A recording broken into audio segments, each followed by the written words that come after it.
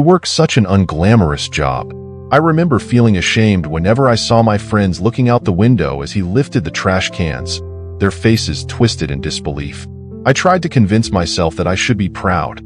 After all, my dad was providing for us, doing what he had to do. Yet, embarrassment won out, and I tried to distance myself from it as much as I could. As the years passed, I grew older and began to understand the complexities of life. I watched as my friends paraded their parents' more impressive jobs: doctors, teachers, entrepreneurs. Meanwhile, my dad became a source of hidden discomfort for me. There were whispers in school and snickers among my peers when they talked about what their parents did for a living. One Saturday, filled with adolescent angst, I confronted him about his job. I could see that he was tired, having pulled a long shift. "Dad, why don't you try to get a better job? You could do so much more than this," I lashed out, my voice rising with an air of misguided superiority. He paused and looked at me with a mix of surprise and hurt. "Son," he said softly, "I do the best I can for you and your sister. It's not what I wanted to do, but it provides for our family. My job may not be glamorous, but it has its purpose." Those words stuck with me long after our conversation ended. I didn't understand then the wisdom that he had shared. I shrugged it off, thinking it wasn't fair that he didn't aspire to something greater. Little did I know, the lessons would unfold in my own life before long. Time drifted on, the summer turned to autumn, and I entered high school. As I mingled with my friends, I noticed a complete spectrum of backgrounds. Some lived in lavish homes, while others struggled to make ends meet, just like my family. One day, feeling a strong urge to prove I was fit for a better social circle, I decided to take my dad's car, a rusty old clunker, to school. I figured there would be some admiration for my rebelliousness. As the car rolled into the parking lot, I felt the glares and whispers. "Is that your dad's trash truck?" I heard someone snicker, and laughter erupted around me. My heart sank. I tried to laugh it off, to act like it didn't bother me, but deep down, a wave of shame washed over me again.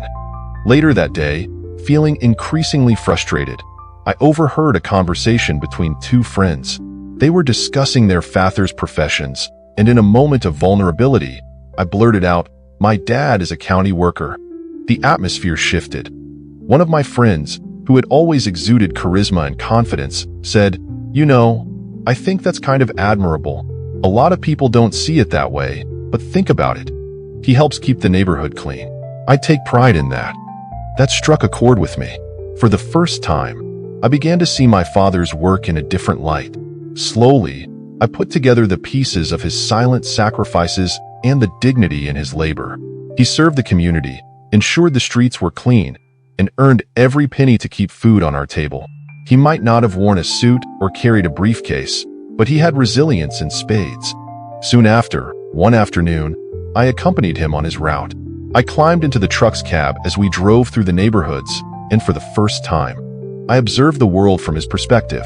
I watched him engage with neighbors, cracking jokes and sharing smiles. People waved and shouted their greetings. They knew him, and they valued his work. With every trash can he brought back and every piece of conversation shared, I realized something profound.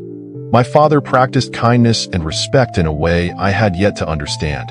By engaging with the community, he transformed a humble job into a source of pride and connection. It was a transformative day for me. I began to comprehend the power of service, the impact of small acts of kindness, and how they could create a ripple effect throughout a community.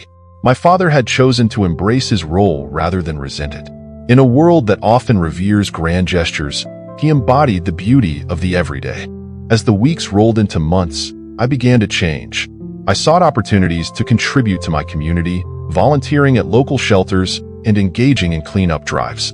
Through these experiences, I discovered the value of hard work and serving others, just as my father did. I felt a deep sense of fulfillment from contributing, and it made me proud to stand alongside him. By the time I entered college, I was no longer ashamed of my roots. Instead, I was proud of my dad, proud of who I had become, and proud of the lessons I had learned through him. I would often return home on weekends and accompany him on his route, not as a source of embarrassment, but as a source of joy. It was a way for me to give back to him all he had taught me. Years later, standing in front of a group of students, I shared my experiences with my father's job.